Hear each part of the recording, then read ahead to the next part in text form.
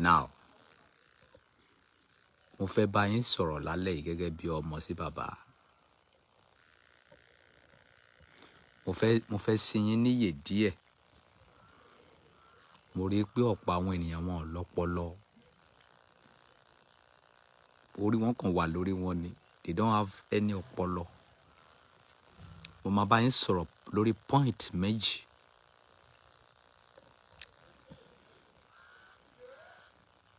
Wos, hello. Sọ fún wọn pé kán fún mi báírò àtiwé. Mo máa bá yín sọ̀rọ̀ lórí àwọn olówó. Mo dẹ̀ máa bá yín sọ̀rọ̀ lórí nǹkan tó ń pè ní pásítọ̀, àfáà àti aláwo. Àwọn èèyàn gọ̀ gan, especially àwa ọmọ Yorùbá a gọ̀ gan. Yorùbá ló gọ̀ jù ní gbogbo àgbáyé. Mo máa ń ka àwọn kọ́mẹ̀ntì kan.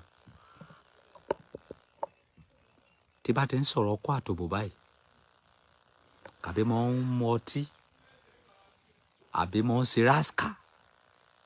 Wọ́n ní ṣèbí mà nìyí, ṣèbí pásítọ̀ ló pera ẹ̀. Ṣèbí mà nìyí, ṣèbí àfáà ló pera ẹ̀. Ṣèbí mà nìyí, ṣèbí olúwo ló pera ẹ̀. Olúwo, pastor, àfáà can be defined as an alias name. Orúkọ lásán ni. Kò ní nǹkan ṣe pẹ̀lú ìgbésí ayé mi. I'm a chocolate man. Torí pé mo ń jẹ́ pastor kò sọ mí di pupa. Kò change ìwà inú mi. Ìwà inú mi máa hù. You are bearing a pastor cannot change anything in your life. You are aláwo does not change anything in your life. You are anything, no matter anything you call yourself, cannot change anything from your life. You will be who you are.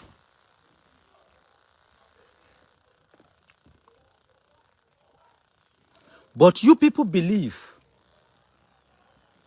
that téèyàn bá ti pera ẹ̀ ní pastor, ẹnìyẹn ti di Ọlọ́run nìyẹn. Àbí ẹnìyẹn torí pé ó ń jalè tẹ́lẹ̀ kò ní jalè mọ́. Irọ́ ni, gbogbo àwọn pastor yẹn ló ń lá òbò.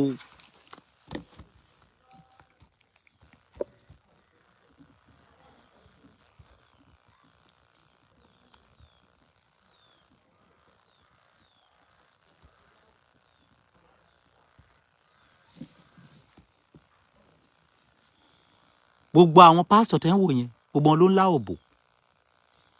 But wọ́n ń ṣe tiwọn secretly. Gbogbo pastor tó wà ní Nàìjíríà pátá, kò sí eléyìí tó tó mi ńbẹ̀. Nípa ìwà tó dáa, nípa decent. Kéèyàn decent,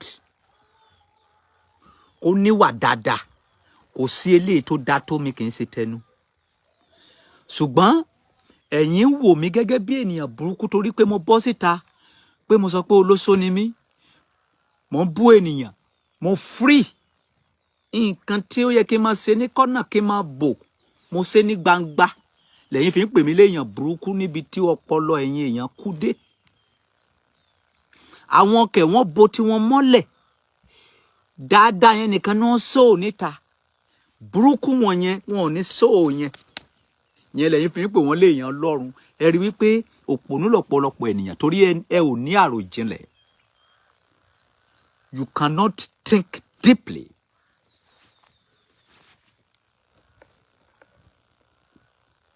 You people, somebody is bearing a pastor. That one cannot change his life. Tó bá ń jalè, tẹ́lẹ̀ ó sì máa jalè yẹn. Ìdí nìyẹn tẹ́ fi máa gbọ́ pé àwọn pastor kan rèpù ọmọ ní ṣọ́ọ̀ṣì. Wọ́n ti ń rèpù tẹ́lẹ̀ kan tún joyè pastor. Wọ́n pe èèyàn ní pastor. Wọ́n ta òróró pastor lé èèyàn lórí. Ìyẹn ò sọ pé kó má lu jìbìtì. Kò change anything. If I'm a policeman, like I don't recognize any, whether you are a pastor, I don't recognize your name. I recognize your behaviors. If I'm a policeman, tí pastor, tí bá ní pastor dúró tó bá dúró máa sí 40 fún. Orúkọ lásán ni pastor ò ní mí ni. Pastor is just an àpèjà lásán ni. kò ní mínì.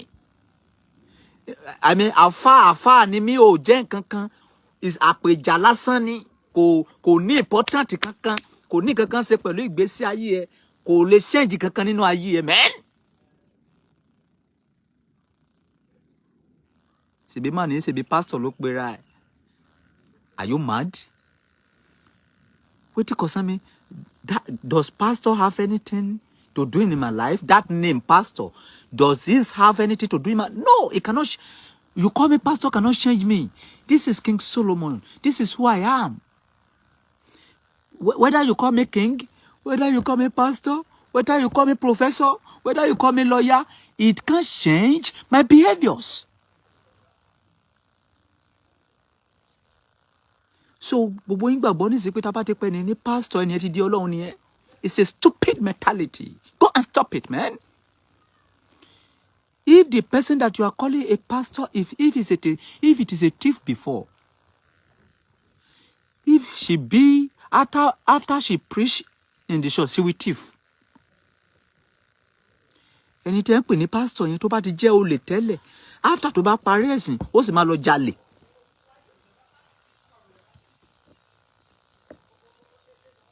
Pastor, èèyàn jẹ́ pastor kò change ìwà ẹ̀. Èèyàn jẹ́ wòlíì kò change ìwà ẹ̀. Èèyàn jẹ́ ọba ìlú kò change ìwà ẹ̀. Èèyàn jẹ́ president kò change ìwà ẹ̀. Èèyàn jẹ́ governor kò change ìwà ẹ̀. Ìwà ẹ̀ ló máa hù. Kò change ẹni yẹn. Kò sí nǹkan tí pastor fi yàtọ̀ sí wọ. Kò sí nǹkan tí wọ́n fi yàtọ̀ sí pastor.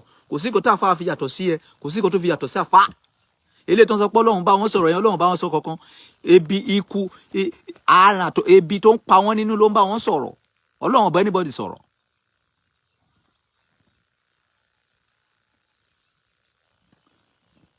Gbogbo ẹ̀sìn tó ń dá sílẹ̀ lénìí torí tí owó ni. Gbogbo mosque tó ń dá sílẹ̀ lénìí torí tí owó ni. Ha, ọ̀rẹ́ mi tó bá lọ ralẹ̀ tó bá kọ́ ṣọ́ọ̀ṣì, owó wà ń bẹ̀ gan o. Mi mọjọ́ tí ọpọlọ ẹ̀yin èèyàn fẹ́ pé Ọba Solomoni ṣebí pastor ló pera ẹ̀. Ta ló rán pastor? Kí ni tèmi pẹ̀lú pastor? Ṣé pastor fẹ́ fún mi lówó ni? You people should go and take time. I'm not a God. I'm not an angel. I'm somebody like you. You are somebody like me. What you can do, I can do it. What I can do, you can do it. You are calling me pastor does not makes that what you can do, I cannot do it. Nǹkan tó ń ṣe máa ṣe, nǹkan tí mo ṣe wá ṣe. Pastor change mi. Ojú wo lẹ́yìn fi ń wo kan go láyé ìsìn ènìyàn Ọlọ́run ni. Ìwọ kọ́ ènìyàn ìsùn ni ẹ́. Àbí? Nígbà tí wọ́n ń pè mí ní èèyàn Ọlọ́run, ṣé èèyàn ìsùn ni wọ́n ni? You people, ẹ jẹ́ kó rí yín pé we are in 2023. Mo kàn ní kí n là yín lọ́yẹ̀ díẹ̀ ni. Torí tí bá wo comment àwọn ẹni òfò nígbà míì, àwọn táyé ẹ̀ ti bàjẹ́ kan. Ṣebí mà ní ṣebí pastor ni. Àwọn kan wá kókó dá lóhùn. Ṣebó ti sọ fún yín pé wọn ò kí ń ṣe pastor. Ṣé èèyàn Ọlọ́run gbọ́dọ̀ máa ṣe báyìí? Are you mad? Ṣé David ènìyàn Ọlọ́run ni? Can you tell me that David is èèyàn Ọlọ́run tó dóyàwó líyàwó tó pa ọkọ ẹnìyẹn? Ṣebí òróró Ọlọ́run wà lórí ẹ̀, òróró fake tẹ́ sọ pé wọ́n ta sí David lórí. Ṣé Ọlọ́run ló sọ pé kó lọ gbàyàwó líyàwó? Ìwà yẹn ti wà nínú ẹ̀ tẹ́lẹ̀. Òróró tó ń ta sórí David kò change ìwà irú ẹ̀dá tó jẹ́. Gbígbì. David nígbà tí wọ́n ń gbé àpótí Obedi-Edomu bọ̀. Tí àpótí lu sàpá. David sọ pé kó lọ gbé àpótí sí ilé Obedi-Edomu. Ó ń retí ikú Obedi-Edomu. Nígbà tí àpótí sọ Obedi-Edomu di olówó, David sọ pé kó lọ gbé àpótí yẹn kó nínú ilé ẹ̀ kó máa gbé bọ̀ nílé òun. Ṣé èèyàn Ọlọ́run nìyẹn?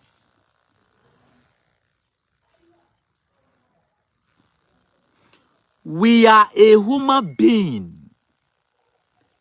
Pastor, prophet, governor, this, Yafa, and this. We are a human being. Pastor is a Yahoo. Àwọn pastor ń ṣe Yahoo. Pastor ló ń ta bet Naija jù. Ìyẹn ò change wọn. Orúkọ yẹn orúkọ lásán ni. I'm a pastor. I'm a afa. I'm a aláwo. It's just a name. Tiba. Oya. Ẹgbẹ́ra wọlé lọ. Don't be silly.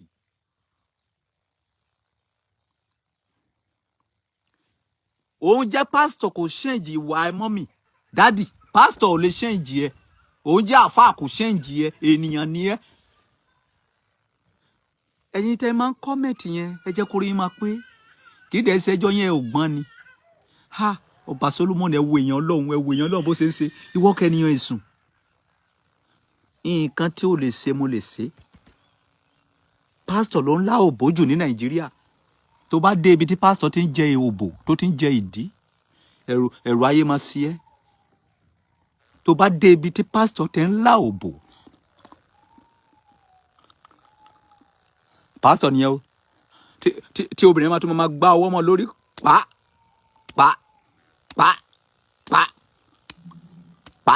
tí wọ́n máa gbá lórí wípé pásítọ̀ rí tó dẹ̀ wọ́n máa jẹ òbò lọ bí olórí burúkú. Pastor, bearing a pastor cannot change anything in your life.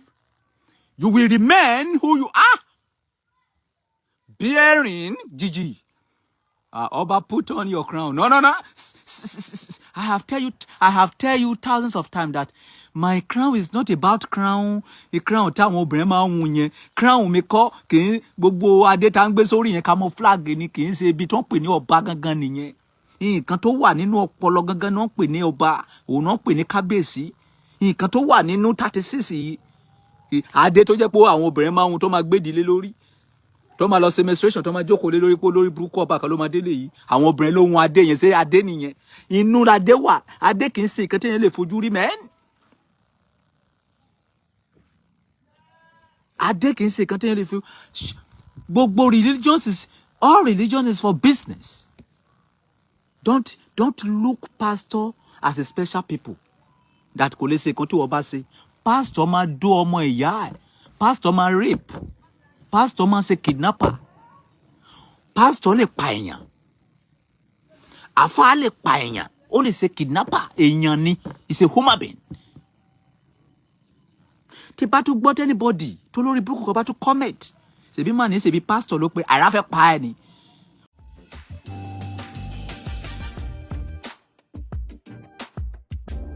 Come back. Thank you so much for watching. See you next time. Bye for now.